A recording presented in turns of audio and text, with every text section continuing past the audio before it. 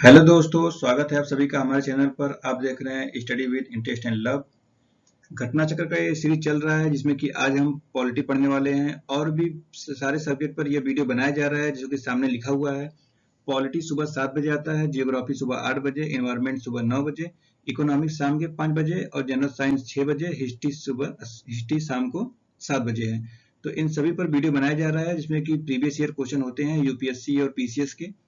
आप लोग अगर अभी तक ये वीडियो नहीं देखे हैं और पिछला भी कोई वीडियो नहीं देखे हैं, जाकर प्लेलिस्ट में देखिए। सारे प्लेलिस्ट अलग अलग नाम से बनाया गया है, तो आप लोग इसके देखिए क्योंकि ये बहुत जरूरी है। प्रीवियस ईयर क्वेश्चन हम लोग लगातार ये प्रयास कर रहे हैं कि कोई भी सब्जेक्ट छूटे ना, तो प्लीज आप लोग जाइए, इसको पढ़िए और हमारे चैनल को भी सब्सक्राइब करिए। तो चलिए हम लोग शुरू करते हैं अब क्वेश्चन को। इसके पहले वीडियो में हम लोग अनुसूचियों के बारे में पढ़ा। आज का चैप्टर है उद्देशिका। चलिए इसके नोट्स देखते हैं। पंडित जवाहरलाल नेहरू द्वारा संविधान सभा में 13 दिसंबर 1946 को उद्देश्य प्रस्ताव प्रस्तुत किया गया था। 22 जनवरी 1947 को उद्देश्य प्रस्ताव को संविधान सभा द्वारा अंगीकृत किया गया। उद्देश्य प्रस्ताव को ही परिवर्तित करके संविधान की प्रस्तावना उद्देशिका बनाई गई। 42वें संविधान संशोधन द्वारा अधिनियम, ये 42वें संविधान संशोधन में 1976 में हुआ था, जो कि समाजवादी, पंथ निरपेक्ष और अखंडता शब्द जोड़े गए थे। ये क्वेश्चन बार बार पूछे जाते हैं कि कौन कौन से शब्द जोड़े गए थे। तो ये है समाजवादी, पंथ निरपेक्ष और अखंडता। इस तीनों को बार बार रट लीजिए, ये क्वेश्चन हर बार पूछे जाते हैं, बहुत इंपॉर्टेंट होते हैं। भारतीय संविधान की उद्देशिका ने भारत को संपूर्ण प्रभुत्व संपन्न समाजवादी, पंथ निरपेक्ष, लोकतंत्रात्मक गणराज्य के रूप में घोषित किया है। संविधान की उद्देशिका अपने नागरिकों को 3 प्रकार के न्याय, सामाजिक, आर्थिक और राजनीतिक सुनिश्चित कराती है। देखिए ये क्वेश्चन पूछे जाते हैं कि कितने प्रकार के न्याय की है, तो 3 प्रकार की। कभी कभी 3 प्रकार के नाम ही पूछ देता है, तो सामाजिक, आर्थिक और राजनीतिक। इस उद्देशिका के संविधान के विधिक निर्वचन में सहायक है। सर अल्लादी कृष्णा स्वामी अय्यर के अनुसार उद्देशिका हमारे स्वप्नों और विचारों का प्रतिनिधित्व करती है। के मुंशी के अनुसार उद्देशिका हमारे प्रभुत्व संपन्न लोकतंत्रात्मक गणराज्य की जन्म कुंडली है। प्रस्तावना यानी उद्देशिका को संविधान का भाग केशवानंद भारती बनाम केरल राज्य 1973 वाद में स्वीकार किया गया। इससे पूर्व बेरुबारी वाद 1960 में उद्देशिका को संविधान का अंग नहीं माना गया था। गोलकनाथ बनाम पंजाब राज्य 1967 के प्रकरण में उद्देशिका को संविधान की मूल आत्मा कहा गया। बम्बई बनाम यूनियन ऑफ इंडिया 1994 में वाद में सुप्रीम कोर्ट ने यह अवधारणा पुनः स्पष्ट की कि उद्देशिका संविधान का भाग है तथा पंथनिरपेक्ष संविधान का मूल्य लक्षण है। उद्देशिका की प्रकृति न्याय योग्य नहीं है। प्रस्तावना में विचार, अभिव्यक्ति, विश्वास, धर्म और उपासना की स्वतंत्रता की बात की गई है। इसमें प्रतिष्ठा और अवसर की समता उल्लिखित है। प्रस्तावना को संविधान की आत्मा कहा जाता है। बी.आर. अम्बेडकर ने संवैधानिक उपचारों के अधिकार को संविधान की आत्मा और हृदय माना है। ये है बी.आर. अम्बेडकर ने कहा है। के मुंशी ने उद्देशिका को राजनीतिक जन्म पत्री कहा है। सुभाष कश्यप ने कहा है कि संविधान शरीर है तो प्रस्तावना उसकी आत्मा। प्रस्तावना आधारशिला है तो संविधान उस पर खड़ी अट्टालिका। बी.आर. अम्बेडकर ने संविधान को एक पवित्र दस्तावेज कहा है। चलिए, तो इतना इन लोगों ने कहा है, इनके बारे में क्वेश्चन पूछा जाएगा, इसीलिए इसमें नोट्स में लिखा गया है। चलिए अब प्रश्न पे चलते हैं। देखिए पहला ही प्रश्न है 1997 का, ये है, पढ़ते हैं प्रश्न को। निम्नलिखित अवतरण में यहाँ पे लिखा है पूरा कि हम भारत के लोग भारत को एक संपूर्ण प्रभुत्व संपन्न समाजवादी, पंथ निरपेक्ष, लोकतंत्रात्मक गणराज्य बनाने के लिए तथा उसके समस्त नागरिकों को सामाजिक, आर्थिक और राजनीतिक न्याय, विचार, अभिव्यक्ति, विश्वास, धर्म और उपासना की स्वतंत्रता, प्रतिष्ठा और अवसर की समता प्राप्त कराने के लिए तथा उन सब में व्यक्ति गरिमा और राष्ट्र की एकता और अखंडता सुनिश्चित करने वाली बंधुता बढ़ाने के लिए दृढ़ संकल्प होकर अपने इस संविधान सभा में आज, अब यहाँ पे पूछ रहा है तारीख, इधर द्वारा अंगीकृत, नियमित और आत्मर्पित करते हैं। तो तारीख पूछ रहा है कि उस तारीख को हुआ था, तो ये याद हमेशा रखिए 26 जनवरी 1949 को ये हुआ था। अब संविधान दिवस भी इसी डेट को मनाया जाता है, तो यहाँ पे 26 जनवरी 1949 हो जाएगा। उसी के बारे में लेसन लिखा है। चलिए नेक्स्ट क्वेश्चन देखते हैं। क्वेश्चन नंबर 2 है, भारतीय गणतंत्र की 26/1/1950 यानी कि जो हम लोग गणतंत्र दिवस मनाते हैं 26 जनवरी 1950 को सही संवैधानिक वस्तुस्थिति क्या थी जब संविधान लागू किया गया था? तो देखिए ये है संपूर्ण प्रभुत्व संपन्न लोकतंत्रात्मक गणराज्य, ये था, ऐसे था इस टाइम। देखिए 26/1/1950 को भारतीय गणतंत्र की संवैधानिक वस्तुस्थिति भारतीय संविधान की तत्कालिक उद्देशिका के अनुसार संपूर्ण प्रभुत्व संपन्न लोकतंत्रात्मक गणराज्य की थी। समाजवादी, पंथनिरपेक्ष और अखंडता शब्द इसमें 42वें संविधान संशोधन अधिनियम 1976 की धारा 2 में जोड़े गए थे। तीसरा क्वेश्चन है 26 जनवरी 1950 को भारत की वास्तविक संवैधानिक स्थिति, तो सेम वही क्वेश्चन है, संपूर्ण प्रभुत्व संपन्न लोकतंत्रात्मक गणराज्य। देखिए IAS प्री 2021 का क्वेश्चन ये है। देखिए फिर IAS 2017 में पूछा भारत के संविधान के निर्माताओं का मत निम्नलिखित में से किसमें प्रतिबिंबित होता है? तो ये होता है उद्देशिका में। पांचवा क्वेश्चन है भारत के संविधान की प्रस्तावना में कितने प्रकार के न्याय, स्वतंत्रता, समानता एवं भ्रातृत्व का उसी क्रम में उल्लेख किया गया है? देखिए इसलिए मैंने पहले ही कहा था कि न्याय, स्वतंत्रता ये सब बार बार पूछा जाता है। देखिए ये यूपीपीसीएस का 2018 क्वेश्चन है। तो देखिए इसका ऑप्शन नंबर ए है कि यानी न्याय 3 प्रकार के हैं और स्वतंत्रता समानता 5 और 2 है एवं भ्रातृत्व की भावना 1 है, यानी स्वतंत्रता 5 है, समानता 2 है। देखिए यहाँ पर ऐसे लिखा गया है। चलिए नेक्स्ट देखते हैं। छठा, भारतीय संविधान की प्रस्तावना के सिलसिले में निम्नलिखित में कौन सा क्रम सही है? तो देखिए यहाँ पे है गणतंत्र, जनवादी, धर्मनिरपेक्ष, तो ये जनवादी शब्द नहीं है। सार्वभौम, सत्ता संपन्न, समाजवादी, जनवादी फिर दिया है, गलत है। देखिए फिर यहाँ पर है सार्वभौम, सत्ता संपन्न, जनवादी, फिर यहाँ पे जनवादी दिया है, गलत है।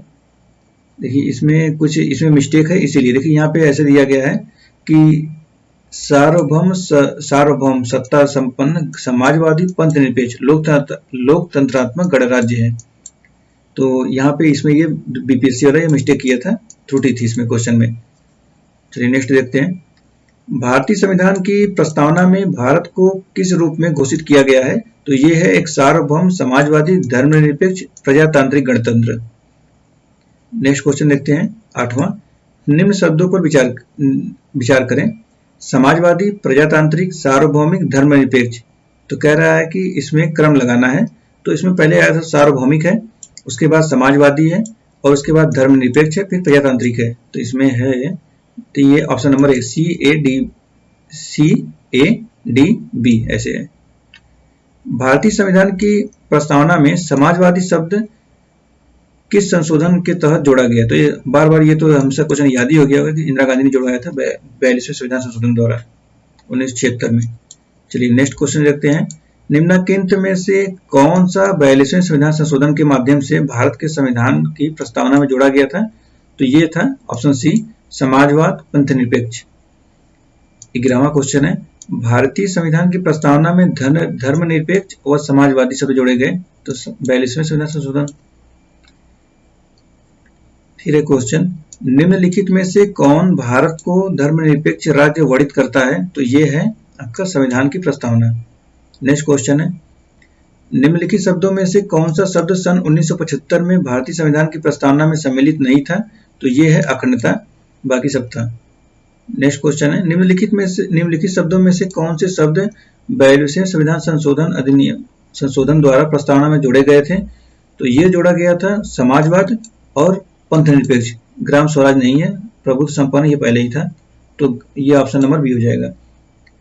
अब है क्वेश्चन, संविधान की उद्देशिका के संबंध में निम्न कथनों पर विचार करिए और दिए गए कोड की सहायता से बताइए कि इनमें से कौन सही है।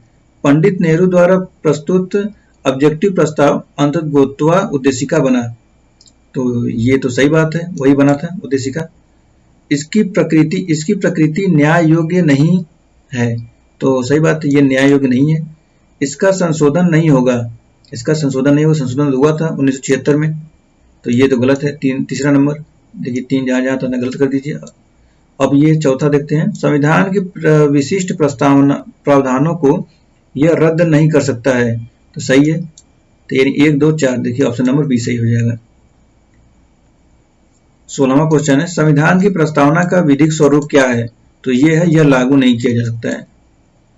17वां है, भारतीय संविधान की उद्देशिका संशोधन किया गया था 42, कहाँ लिखा है 42 में? ये ऑप्शन सी 42।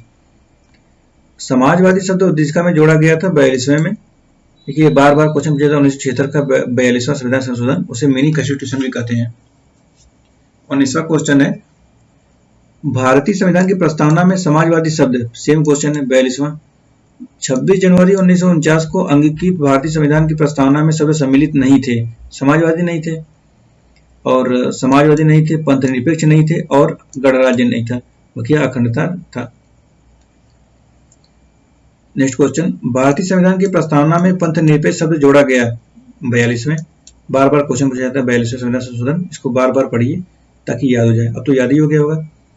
भारत के संविधान के आमों का लक्ष्य उसके सभी नागरिकों के लिए सुनिश्चित करना है, तो इसमें है सामाजिक तथा आर्थिक न्याय, विचार तथा व्यक्ति की स्वतंत्रता, अवसर की समानता, व्यक्ति की प्रतिष्ठा, तो ये सभी हैं। ऑप्शन सही है डी। क्वेश्चन नंबर 23, नीचे दिए गए कथन और कारण है।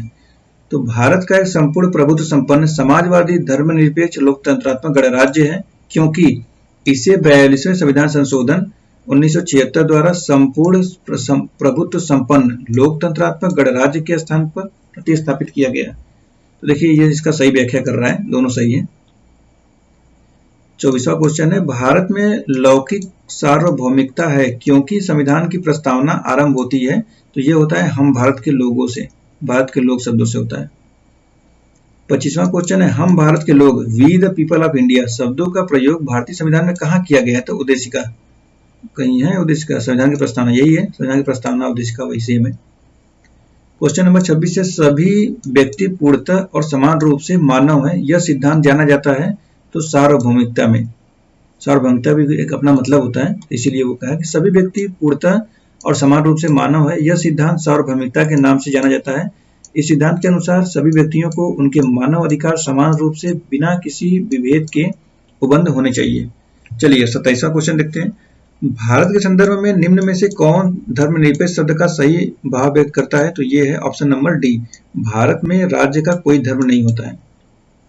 28वां क्वेश्चन है निम्नलिखित में से कौन सा शब्द भारतीय संविधान की प्रस्तावना में उल्लेखित नहीं है? तो ये है संघीय, बकिया संप्रभुता, पंथनिरपेक्ष और लोकतंत्रात्मक है। निम्नलिखित में से कौन सा शब्द भारत के संविधान के उद्देशिका में नहीं है? तो ये है आपका लोक कल्याण, बल्कि समाजवादी, प्रभुत्व संपन्न और पंथनिरपेक्ष है। 30वां क्वेश्चन है भारतीय संविधान की प्रस्तावना में निम्नलिखित में से किस स्वतंत्रता का वर्णन नहीं करता है? तो विचार की स्वतंत्रता है, और विचार प्रकट करने की स्वतंत्रता है, विश्वास की स्वतंत्रता है, आर्थिक स्वतंत्रता नहीं है, तो यही है। क्वेश्चन नंबर 31 निम्नलिखित में से कौन भारतीय संविधान की प्रस्तावना में उल्लेखित नहीं है? तो ये है धार्मिक न्याय, बाकी सामाजिक न्याय, राजनीतिक न्याय और आर्थिक न्याय है, धार्मिक न्याय नहीं है। संविधान की प्रस्तावना के बारे में कौन सा कथन सही है? तो ये है समाजवादी धर्मनिरपेक्ष शब्द 1950 में लागू संविधान के अंग नहीं थे, बाकी उक्त शब्द 1977 ये गलत है, ये 1985 का भी ये गलत है, उक्त संविधान प्रस्तावना अंग नहीं है, ये भी गलत है। भारतीय संविधान का कौन सा भाग संविधान की आत्मा कहलाता है? तो ये है उद्देशिका। निम्नलिखित में से किसने भारतीय संविधान की प्रस्तावना को हमारे संप्रभु प्रजातांत्रिक गणतंत्र की जन कुंडली कहा था? तो ये कहे थे के एम मुंशी ने। संविधान को एक पवित्र दस्तावेज किसने कहा था? तो ये है भीमराव अम्बेडकर ने कहा था। किस वाद के फैसले में सर्वोच्च न्यायालय ने सर्वप्रथम घोषित किया कि उद्देशिका संविधान का हिस्सा नहीं है? तो ये है बेरोगारी। किसमें कहा था? तो गोलकनाथ है, केशवानंद भारती, आप लोग बताइएगा किसमें है? केशवानंद भारती है। चलिए निम्नलिखित में से किस वाद में सुप्रीम कोर्ट ने धारणा प्रस्तुत की कि उद्देशिका संविधान का भाग है? देखिए वही क्वेश्चन आ गया, तो ये है आपका बम्बई बनाम यूनियन ऑफ इंडिया। देखिए 2012 का क्वेश्चन पूछा हुआ है। प्रश्नगत वादों में से बम्बई बनाम यूनियन ऑफ इंडिया के मामले में सुप्रीम कोर्ट ने कहा कि उद्देशिका संविधान का भाग है तथा पंथनिरपेक्ष संविधान का मूल लक्षण है। केशवानंद भारती बनाम केरल राज्य के मामले में भी बहुमत से दिए गए निर्णय में उद्देशिका का संविधान का भाग माना गया था। 38 क्वेश्चन देखते हैं। निम्नलिखित विवादों में से किसमें सुप्रीम कोर्ट ने प्रस्तावना को भारतीय संविधान की मौलिक संरचना का भाग स्वीकार किया? तो यह है केशवानंद भारती। 39 क्वेश्चन है भारतीय संविधान की प्रस्तावना में जिन आदर्शों एवं उद्देश्यों की रूपरेखा दी गई है उनकी व्याख्या की गई है, तो ये है मूल अधिकारों, राज्य के नीति निर्देशक सिद्धांतों एवं मौलिक कर्तव्यों के अध्याय में। मतलब मूल अधिकार भी है, मौलिक कर्तव्य भी है, डीपीएसपी भी है। नेक्स्ट क्वेश्चन देखते हैं 40वां। निम्नलिखित में से कौन एक भारतीय संविधान के उद्देश्यों को प्रतिबिंबित करता है? तो ये है संविधान की प्रस्तावना। भारत के संविधान की उद्देशिका में कितने प्रकार के न्याय की व्यवस्था की गई है? तो ये है 3 प्रकार की। भारत संविधान की प्रस्तावना में इसके सभी नागरिकों को कौन सा न्याय प्रदान करने की व्यवस्था की गई है? तो ये है सामाजिक, आर्थिक और राजनीतिक न्याय। भारत के संविधान के उद्देश्यों में से एक रूप में आर्थिक न्याय का किसमें उपबंध किया गया है? तो ऑप्शन है उद्देशिका और मूल अधिकार, ऑप्शन बी है उद्देशिका और डीपीएसपी, ऑप्शन सी है मूल अधिकार और डीपीएसपी, या इनमें से कोई नहीं है। तो इसका आंसर है ऑप्शन बी, उद्देशिका और डीपीएसपी। 44 नंबर क्वेश्चन है, भारत का संविधान का उद्देशिका है? तो ये है ऑप्शन नंबर डी, संविधान का भाग है किंतु उसके अन्य भागों से स्वतंत्र होकर उसका कोई विधिक प्रभाव नहीं है। तो इसका देखिए एक्सप्लेनेशन है, केशवानंद भारती बनाम केरल राज्य वाद 1973 में सुप्रीम कोर्ट की बृहद संविधान पीठ ने यह निर्णय दिया कि उद्देशिका संविधान का भाग है। ऐसा सुप्रीम कोर्ट ने इनरी बेरुबारी यूनियन 1960 के प्रकरण में दिए गए निर्णय अर्थात उद्देशिका भारत की संविधान का भाग नहीं है को उलटते हुए दिया गया था। इस प्रकार यद्यपि उद्देशिका संविधान का भाग है तथा संविधान के अन्य भागों के निर्वचन में इसकी सहायता ली जा सकती है, किंतु संविधान के अन्य भागों से स्वतंत्र होकर उद्देशिका का कोई विधिक प्रभाव नहीं है। 45 नंबर क्वेश्चन देखते हैं, संविधान में दिया गया आमुख। पहला है 4 स्टेटमेंट है। पहला है न्यायालय में लागू नहीं, दूसरा है महत्वपूर्ण है और उसकी उपयोगिता है, तीसरा है शासन करने के उद्देश्यों को उल्लेखित करता है, चौथा है संविधान के कानूनी अर्थ निर्णय में सहायता करता है। तो ये है इसका, देखिए इसका आंसर हो जाएगा 1, 2 और 3। इसको सभी माना जाता है, इसीलिए इसको स्टार लगा दिया गया है। तो ये 1, 2, 3 भी है और 2, 3, 4 भी इसका ऑप्शन हो जाता है। देखिए यहाँ पर भारतीय संविधान के अमुक को उद्देशिका कहा गया है। प्रश्न के में उद्देशिका संबंधी सभी चारों कथन सत्य हैं। चलिए, निम्न में से कौन सा सही है? सामाजिक समानता संविधान की प्रभुत्व प्रत्याभूत नहीं है, गलत है। देश में सामाजिक समानता पहले से विद्यमान थी, ये भी गलत है। देखिए ये सही है कि सामाजिक समानता संविधान में प्रत्याभूत है, ये सही है। एक्सप्लेनेशन देखते हैं, संविधान के अनुच्छेद 14 से 18 के तहत प्रदत्त समता के अधिकार के विभिन्न प्रावधानों के तहत सामाजिक समानता प्रत्याभूत की है। संविधान की प्रस्तावना में भी सामाजिक न्याय प्राप्त कराने की बात की गई है। तो ये 46 क्वेश्चन थे जो कि उसके उद्देशिका के थे, समाप्त होते हैं। और अब हम लोग नेक्स्ट वीडियो देखेंगे शासन प्रणाली का। तो चलिए अब नेक्स्ट वीडियो मिलेंगे। किसी भी एग्जाम के लिए प्रीवियस ईयर क्वेश्चन बहुत बेस्ट होता है, उससे पता चलता है कि कैसे क्वेश्चन का पैटर्न है, कैसे क्वेश्चन आते हैं।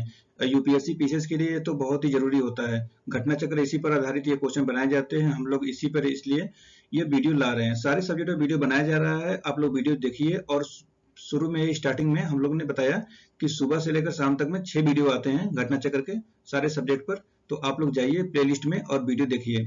चलिए फिर ऐसे ही नए नए वीडियो के साथ में बने रहिए हमारे साथ। तब तक के लिए धन्यवाद। आपका दिन शुभ हो।